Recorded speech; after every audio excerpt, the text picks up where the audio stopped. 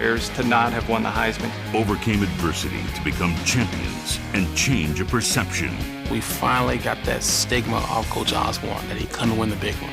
Big Ten Elite 1994 Nebraska football, presented by Chase Freedom. Tuesday at 8 Eastern, only on BTN.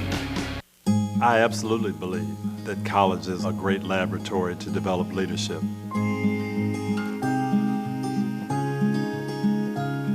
As a leader, I always wanted to be a person who was helping the group get where they wanted to go. But more than anything, it's really caring about people and letting them know that they're the most important thing. That to me is what makes a good leader.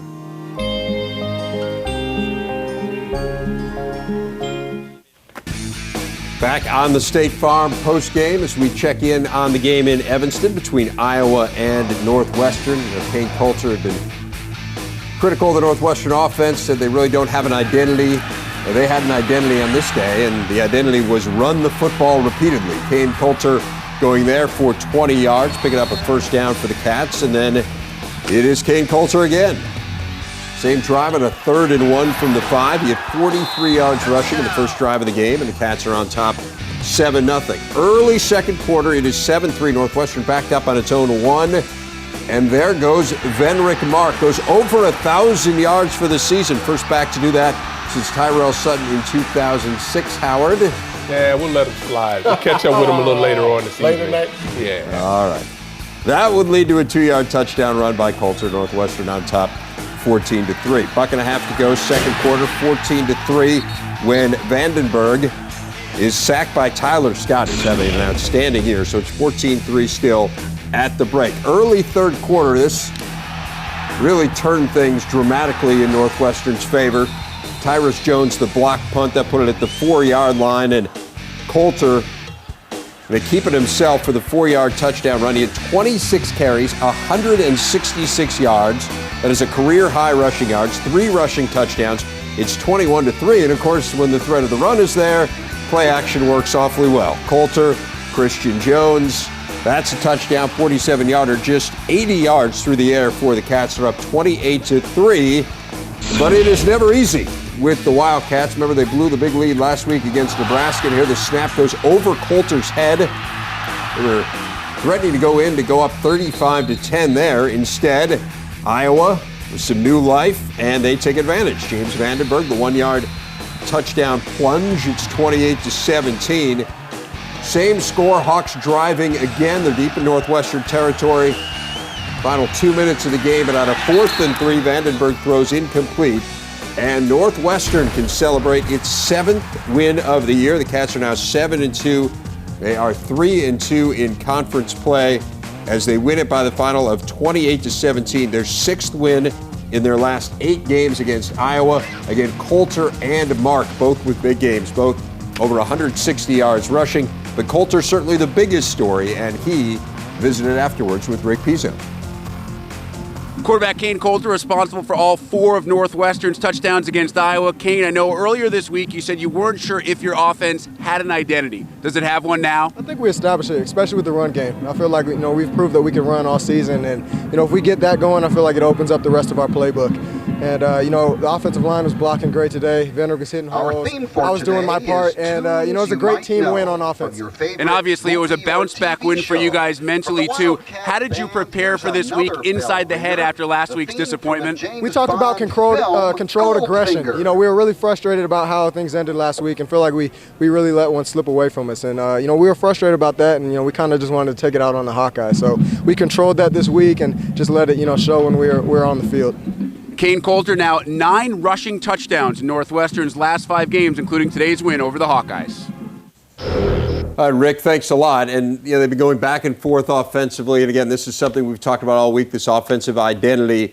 There was a very clear identity on this day, Howard, and Kane Coulter was very much the focal point of it. It really was. And we've talked about whether or not Kane Coulter is under center, how much more of a dynamic player he is as opposed to just being a slot receiver. And he demonstrated that today. This is a 3rd down situation. Wants to go vertically down the field. Nothing's there. He pulls it down, makes plays with his legs. And that's important. Again, another 3rd and long, 3rd and 9 to be exact. picks up the play in the first down, and that's what you need to do. Now all of a sudden this play action pass, it's a wide open receiver, does a good job. And I think when you talk about what identity they have, I just believe that he needs to touch the football a lot. And in this game, he had 32 touches. Certainly impressive, but I'm confused. I don't know if it's the identity of the week contest, but 349 yards rushing, 49 carries, 10 passes for 84 yards. Was it the best offensive performance of Northwestern's season so far? It may have been. But is this the identity? I don't think they're going to play it this way the rest of the year. Maybe this was just a game plan for Iowa. It seems odd to me that they're going to throw it that few at times as they go forward. Well, again, maybe they just felt like the opportunity was there. They averaged more than 7 yards a carry. So if you felt like you saw it on tape and it was going to work for you, why not just have that offensive approach? Obviously worked far better than what we saw the last few weeks. They were 274 yards of offense on average the last 3 weeks. On this day, 443 for Northwestern. What about the flip side, Mace? What about the Hawkeyes? Second straight week, they just flat out haven't played well. You know, Dave, I don't see an explosion in their offense. You know, if you don't get good field position, you have to come up with some big plays. And that's what this offense isn't getting. You know, they averaged 5.6 yards average per pass. They throw the ball out there. They're short passes. The receivers aren't getting anything done. You got to come up with some big plays. You got to throw the ball downfield, or those guys got to make someone miss. And you talk about big plays on the day. The longest pass play, 19 yards. The longest run, 9 yards. That's not going to get it done. And you wonder how much the injury to Mark Weissman is hurting them. He did play in this game. He was largely ineffective. And I mean, the disparity in rushing yards when he has been available and healthy over the last month or so versus when he's not is pretty staggering. But again, this is an Iowa team having a lot of trouble moving the football. So what does it all mean for the Legends Division standings? Well, Northwestern now improves to 3-2 in conference play. Remember, they have a bye week before they take on Michigan, so they still have to face the Wolverines. Of course, fell to Nebraska. Iowa is now 2-2, and you feel like it's really an uphill climb for the Hawkeyes.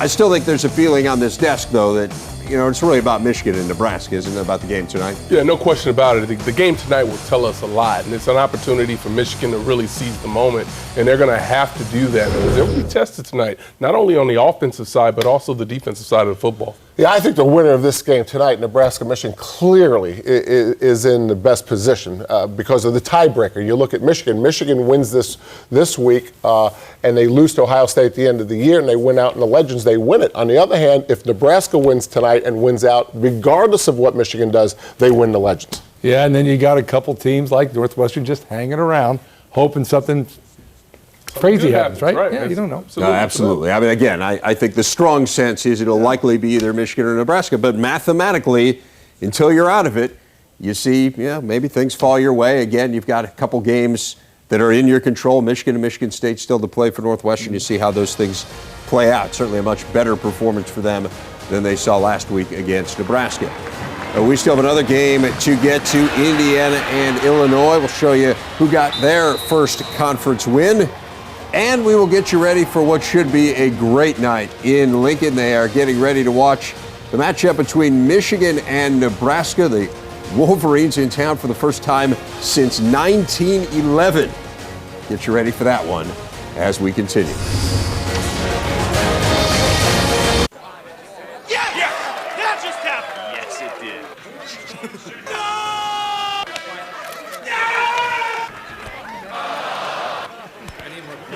Yes! We did it! Yes, we did! Yeah, we did it! Okay, see you, bud. Later. Honey, who was that? Who, that guy? I don't know. Get caught up in the excitement. Buffalo Wild Wings. More wings, more sports. Hey, who's this?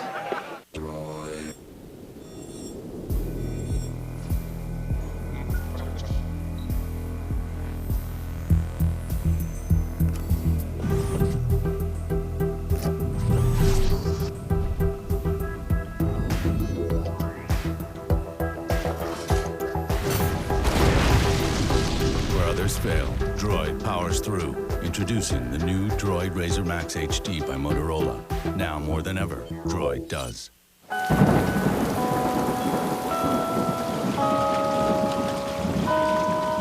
Rain is good.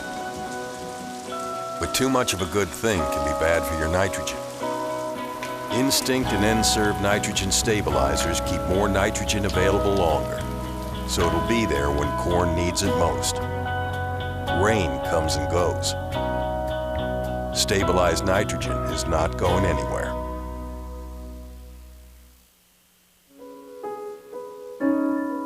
In this moment,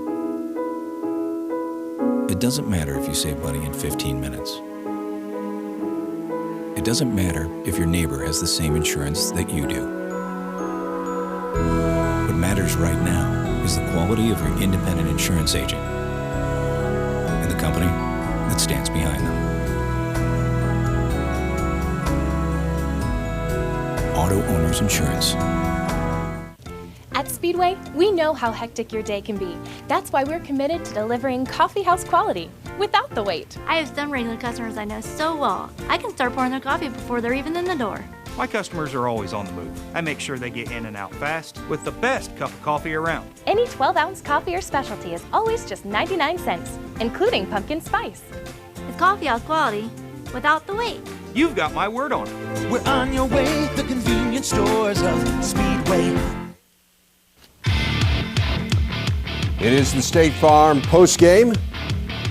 So we take a look back at the game between Indiana and Illinois, both looking for that first conference win. Good to see Terry Hawthorne back on the field after a scary moment a couple weeks ago. Nate Shieldhouse, Illinois looking good early. Shieldhouse, the 5-yard touchdown run. Didn't back it in. So the Illini on top 14-7. That is when Stephen Houston got going on the screen pass there from Nate Sudfeld. Takes it in for the touchdown to tie it at 14. Big game for Houston on this. The day before his 21st birthday. It's a good way to celebrate. That's touchdown number 3. 21-14 Hoosiers. But this is a good way to celebrate, too. Relaxing on the bike. A little bike. Third quarter, 2nd and 3 for the Illini. Donovan Young fumbles the football, and Indiana recovers deep in Illinois territory. That would set up a field goal, made it 24-14 Hoosiers. But the Illini answer back. It's Shieldhouse. Darius Malines drags the defender for the first down. They get a field goal out of that. They're back within 7. And that is when Indiana came up with what turned out to be the game-winning touchdown. It is Sudfeld to Shane Wynn. Sudfeld did not start the game. Cam Kaufman did through a bad interception. Sudfeld came in, was 10 of 15, 2 touchdowns. It's 31-17. And Indiana just had a field day in that offensive backfield of the Fighting Illini. They had 7 sacks, and Kevin Wilson celebrates his first win in conference play as Indiana's head coach. They end an 11-game conference losing streak, win for just the 4th time in their last 36 conference games. Meanwhile, 10th straight conference loss for the Fighting Illini, just their 2nd in their last 6 against the Hoosiers. Here's Wilson afterwards with John Jansen. Coach, you guys fought all of last year, all of this year. What's this win mean for your program?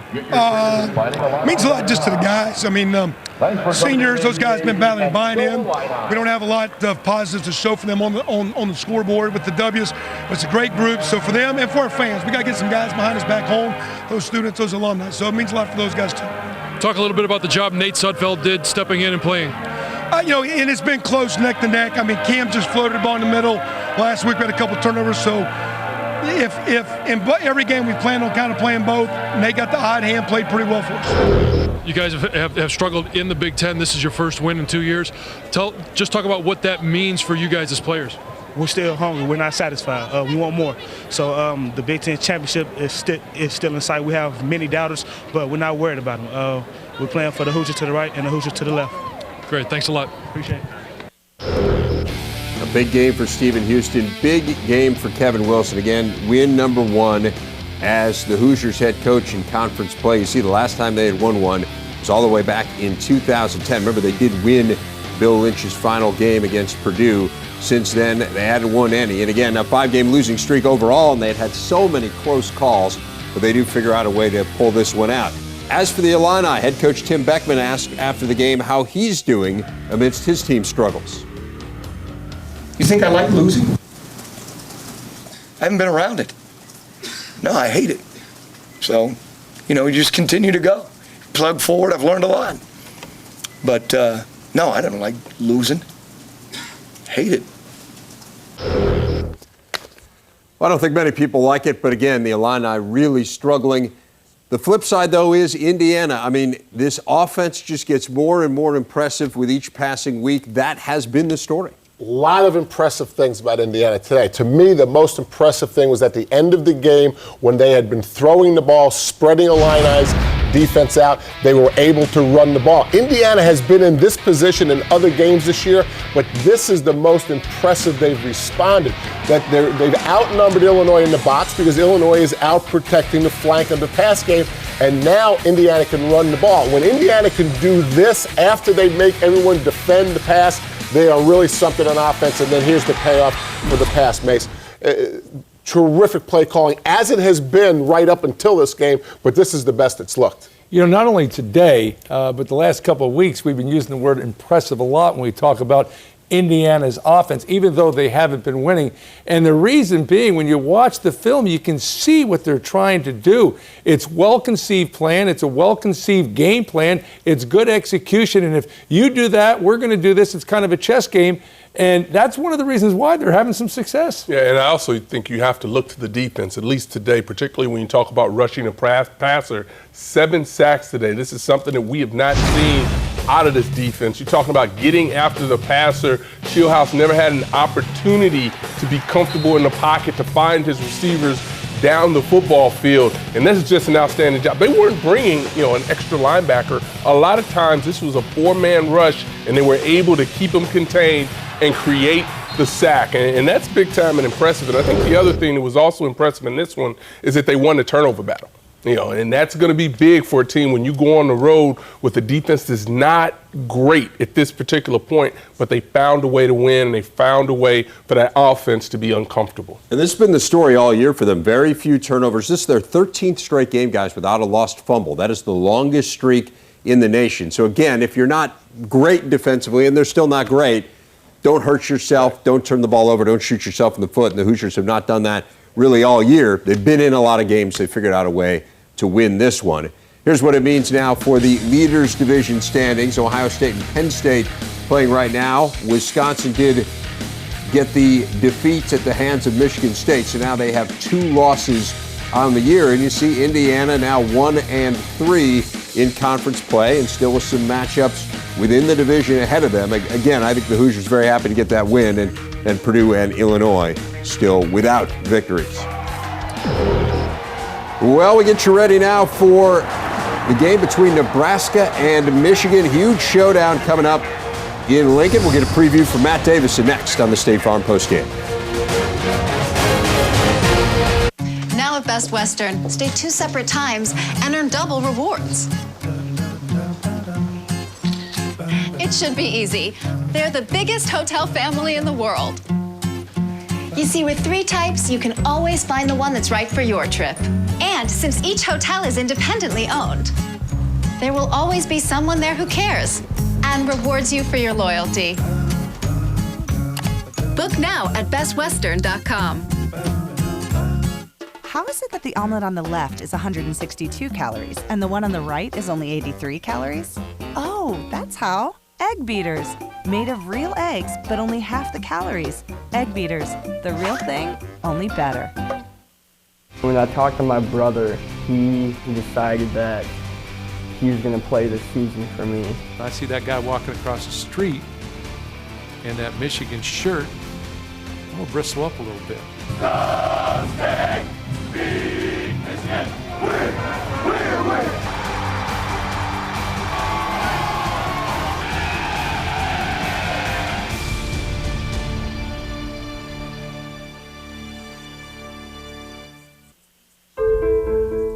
More than a century has elapsed since these colors last clashed in Lincoln.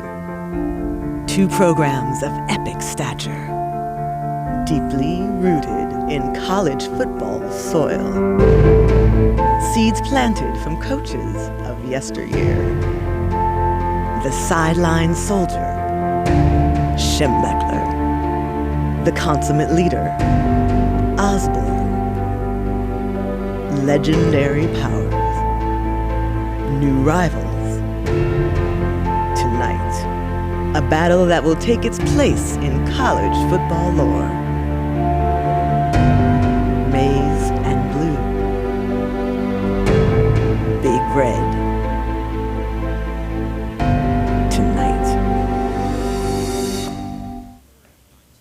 Now, as long as we're talking about history in the making, let's go back to November 3rd of 1962. On that day, Nebraska played Missouri in Lincoln, and the game was sold out. Everyone had so much fun, they came back 2 weeks later to see a game against Oklahoma State, which was also sold out. And for the last 50 years straight, Nebraska has sold out each and every home game since. 323 and counting with tonight's game against Michigan. They will commemorate 50 straight years of sellouts in that one. But of course, the bigger story, the game on the field. Matt Davison is in Lincoln to get us ready. Thanks, guys. Here tonight in Lincoln when Nebraska hosts Michigan, both defenses are going to have their hands full.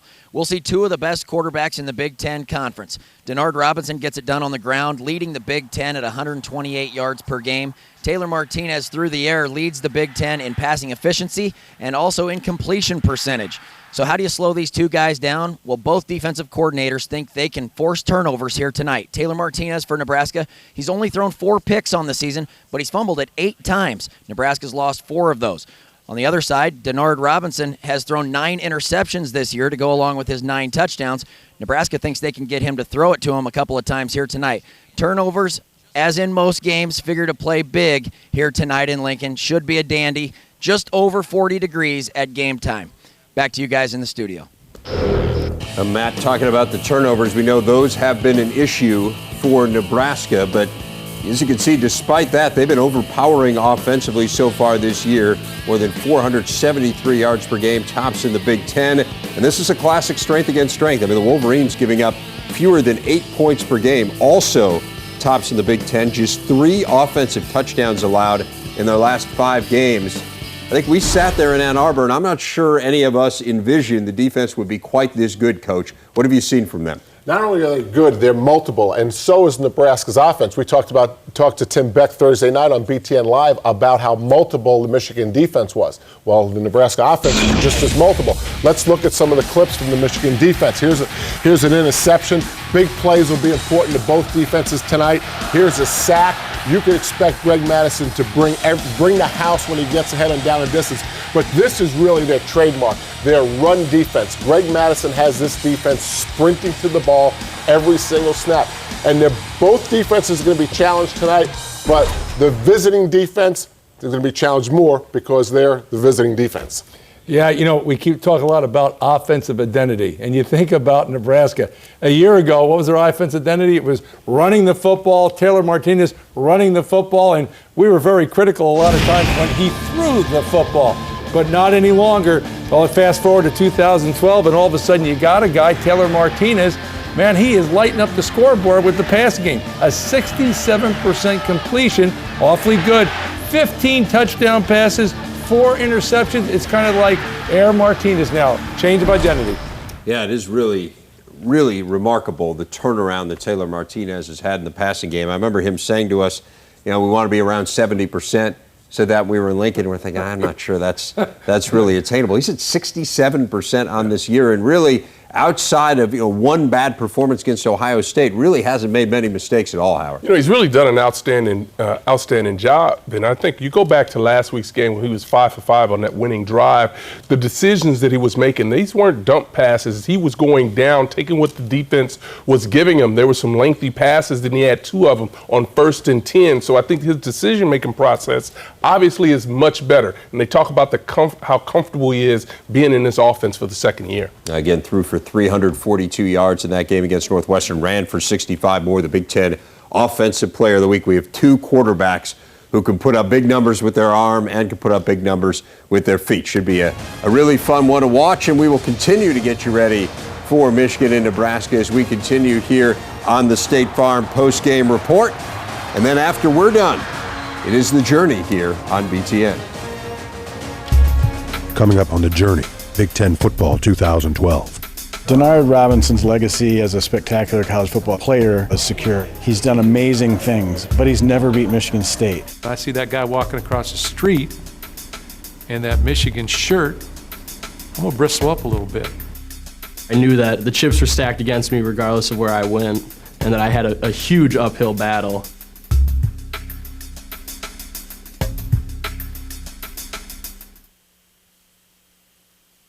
The Ohio State University. The University of Texas Southern University. California, Berkeley. Old Dominion University. Harvard University. The University of Virginia. Texas A&M. Norfolk State University. University. Arizona State. Pennsylvania State University.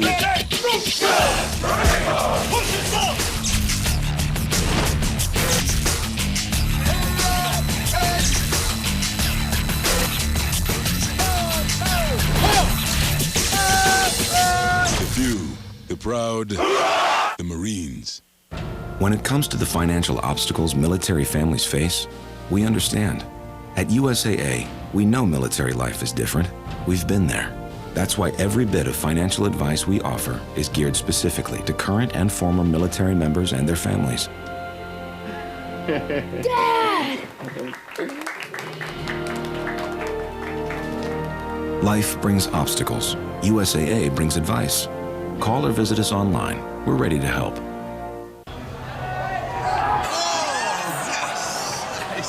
We didn't always watch football at Buffalo Wild Wings. Let's do this. Woo!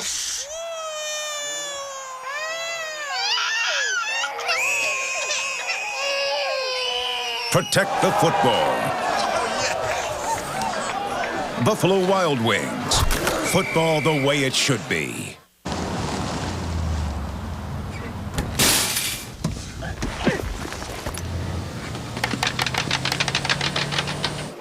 We know you love Big Ten sports. So much Who ordered the tall? that you want to take them with you. Excuse me? Really? Now you can. With BTN To Go, it's the Big Ten network on your phone, tablet, or computer. BTN To Go. Take it with you. Last year, more than 64,000 witnessed a classic. What will happen this year? The 2012 Big Ten Football Championship game, Saturday, December 1st at Lucas Oil Stadium in Indianapolis. Get your tickets now and see the best of the Legends and Leaders divisions collide. Plus, every ticket allows complimentary admission to the Big Ten Fan Fest. Good pocket, good pocket. Don't miss out. Visit big10.org right now for ticket information. Back on our football postgame presented by State Farm. Time for our Delta victory moment, and we take you back to the Sugar Bowl last year for Michigan. Brendan Gibbons, the 37-yarder to win it in overtime against Virginia Tech, 23-20. Brady Hoke gets the bath. Denard Robinson celebrates a win as the Wolverines win a BCS game. And that one of 900 all-time wins for Michigan. It's tough to pick out just one significant victory moment. There have been a lot for the winningest program of all time. Again, this is 1 versus 4 tonight in terms of all-time winningest programs, two that are very much steeped in tradition. And anytime you are preparing to face Michigan, Howard, you are preparing for Denard Robinson.